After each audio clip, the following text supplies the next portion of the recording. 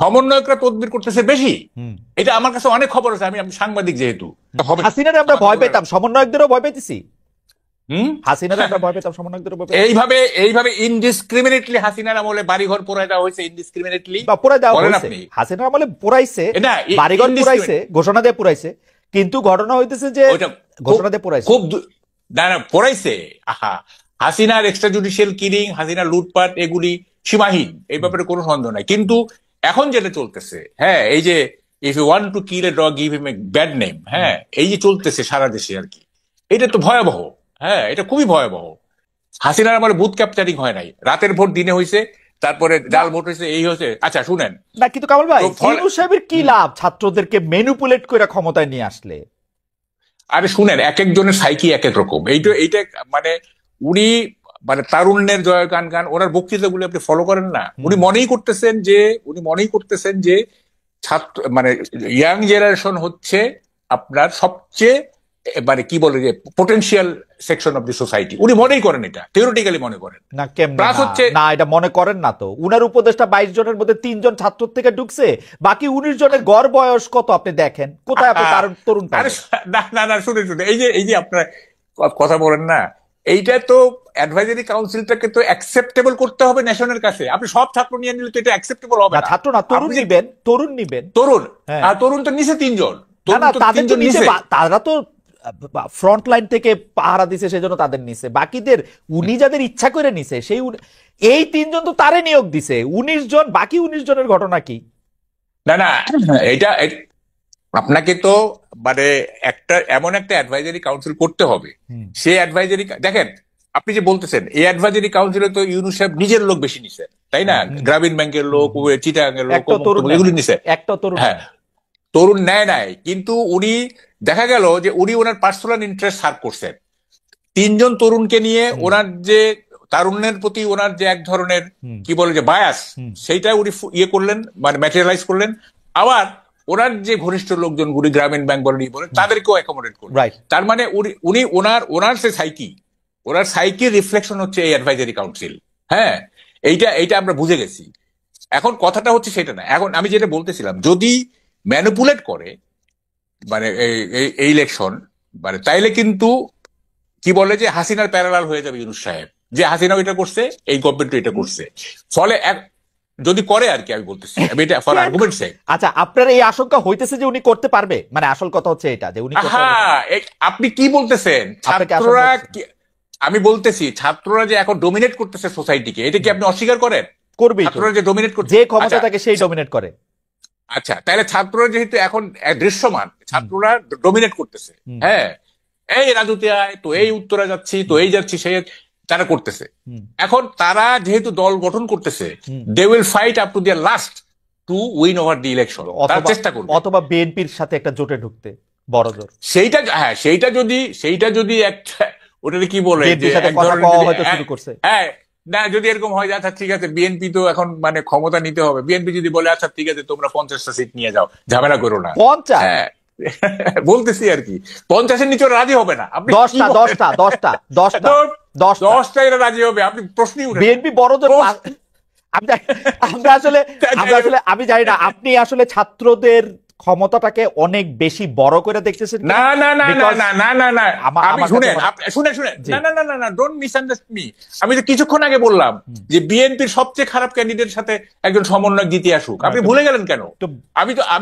এটা তো আমি বললামই, কথাটা সেইটা না। দেখেন, মানে সমাজে বিশৃঙ্খলা তৈরি করতে হলে কিন্তু, বা মানে করতে গেলে কিন্তু লাখ লাখ লোকের দরকার হয় না, হাজার হাজার লোকের দরকার হয় না। হ্যাঁ, some thousands people can create a great chaos, তাই না? সুতরাং মানে আগামী ইলেকশনে ছাত্ররা they will fight up to their last to win over the election. এটা তারা চেষ্টা করবে, এবং সেখানে গভর্নমেন্টের এক ধরনের প্যাট্রোনাইজেশন থাকবে, এটা আমি বুঝতেছি। গভর্নমেন্টের এক ধরনের প্যাট্রোনাইজেশন থাকবে, এবং ক্ল্যাশটা কিন্তু মানে ট্রায়াঙ্গুলার হবে আর কি, আমার মনে হচ্ছে। কামাল ভাই, আমি শুধু আপনার দৃষ্টি আকর্ষণ করতে চাই, গত কয়েকদিন ধরে একটা রাজনৈতিক দল ছাত্ররা করবে, সেটার মধ্যে আমরা দেখতেছি প্রথম পদ ছাড়া বাকি 3 পদে কে আসবে সেইটাই তারা এখনো ঠিক করতে পারছে না। কি বলেন, এমপি হিসেবে ফাইট করতে হলে কি অনার্স পাস করে যেতে হবে? এটা কি? না, অনার্স পাস করতে হবে না। আমি বলছি যে 21 বছরের একটা, তার তো ইম্যাচুরিটি, অনার্স পাস এটার সাথে it is beside the point. What is inside the point is 21 বছরে একটা ছেলের সেই ম্যাচুরিটি আসে না, একটা ম্যাচুরিটি আসতে পারে না। এটা ম্যাচুরিটি আসার জন্য মানে 25 তো অবশ্যই, মানে 25+। আচ্ছা, এখন দেখেন আমি যেটা মনে করি সেটা হচ্ছে যে ছাত্ররা হচ্ছে স্ট্রাইকিং ফোর্স, এবং আমার একটা লেখাও আছে 5টা ডিফারেন্ট পার্সপেক্টিভে এই স্ট্রাইকিং ফোর্স মানে কাজ করে। হ্যাঁ, 5টা ডিফারেন্ট। একটা হচ্ছে যে দেশটা যদি কলোনি হয়, কলোনিয়াল রুলের বিরুদ্ধে ফাইট, যেমন আমরা পাকিস্তান আমলে স্ট্রাইকিং ফোর্স হিসেবে ছাত্রলীগ কাজ করছে ইত্যাদি, এবং মুক্তিযুদ্ধে গেছে। তারপর যে টিরানি থাকে, আমরা এই যে আমাদের সময় নাই, আপনি একটু যদি পয়সাতে আসেন যে 5টা মানে ওইটা আমরা নিশ্চয়ই লেখায় আমরা এটা দেখে নিব আর কি। আচ্ছা, না এখন কথাটা হচ্ছে যে আপনি দেখেন শিক্ষা ব্যবস্থা কিন্তু প্রায় ধ্বংসপ্রাপ্ত। আপনারা কেন খেয়াল করেন না আমি এটা বুঝি না। হ্যাঁ, ছাত্ররা দল করলে কি হবে, সব ছাত্র মানে সমন্বয়ক না, ওই দলের নেতাদের পিছনে ঘুরবে। হ্যাঁ, যে ক্ষমতায় আসলে আমরা তাদের কাছ থেকে সুবিধা নিব, কেউ লেখাপড়া করবে না, কারণ দল যদি ক্ষমতায় আসে তো লেখাপড়ার তো দরকার নাই। হ্যাঁ, এখন আপনি তো মানে শিক্ষা ব্যবস্থাটা তো ধ্বংস হয়ে যাচ্ছে, এদিকে তো কেউ খেয়াল করতেছে না। আজকে কি মানে কোন শিক্ষা প্রতিষ্ঠানে ভালোভাবে লেখাপড়া হচ্ছে, মানে হায়ার এডুকেশন হচ্ছে? সবাই তো আন্দোলন করতেছে, এই করছে, তারপরে এই যে আনরেস্ট লেগে থাকতেছে। হ্যাঁ, যে কুয়েটে আজকে কি হলো না হলো, এগুলি দিয়ে কি একটা জাতি আগাইতে পারে? শুনলে মনে হয় যে বাংলাদেশে আগে খুব ভালো শিক্ষা হইতো, এখন হঠাৎ করে এটা বন্ধ হয়ে গেছে, ব্যাপারটা কি তাই? না, সেটা আমি বলছি না। শিক্ষা ব্যবস্থা তো ধীরে ধীরে ধ্বংস হইতেছে, ধ্বংস হবে, রক বটমে পৌঁছাবে, তারপরে গিয়ে এটা ব্যাক করবে। আমি বলি শুনেন, আমি টকশোগুলিতে বলতেছি যে শিক্ষা ব্যবস্থা দীপুমণি 40% ধ্বংস করে দিয়ে গেছে বিভিন্ন কারিকুলাম ইন্ট্রোডিউস করে, দীপুমণি। আর বাকি যে ছিল এগুলি এই যে রাজনৈতিক মানে টালমাটাল, এইখান দিয়ে অটোমেটিক্যালি এটা ধ্বংস হয়ে যাচ্ছে। এটা কেউ ধ্বংস করতেছে না, এইটা মানে ওটা কি বলে সেলফ ফাংশনিং হয়ে যাচ্ছে এটা। হ্যাঁ, দীপুমণি ধ্বংস করছে। দীপুমণির আগেও বাংলাদেশে শিক্ষা ব্যবস্থা নিয়ে আমার অনেক প্রশ্ন আছে, নকলের বন্যা হচ্ছে, শিক্ষা ব্যবস্থার মধ্যে থেকে মাস্টাররা খাতার, যাই হোক। আপনি এখন যেটা বলতেছেন যে সমন্বয়কের ওটা, এটার সাথে আমি একমত। আমরা সমন্বয়কদের সম্পর্কে নানা ধরনের কথা শুনতে পাচ্ছি, নানা ধরনের ব্যাপারটা এটার মধ্যে আমরা এটা বুঝতে পারতেছি। আমি আপনার কাছে আবার একটু আসবো, আমি একটু জি শেষ করি। আমি ওই ছাত্রদের দল না, আপনারা বলেন যে তারুণ্য এবং যৌবনের দল, তাইলে জিনিসটা মানানসই হয়। এবং এটা ছাত্রদের বললে কি দাঁড়ায়, আপনি ইট কনোট সামথিং ডিফারেন্ট। ছাত্ররা হচ্ছে, আমরা তো সংস্কৃত ইয়ে পড়ে আসতেছি, ছাত্রনং অধ্যয়নং তপ, আপনি বলতেছেন ছাত্রনং অধ্যয়নং রাজনীতি, এটা তো হলো না, তাই না?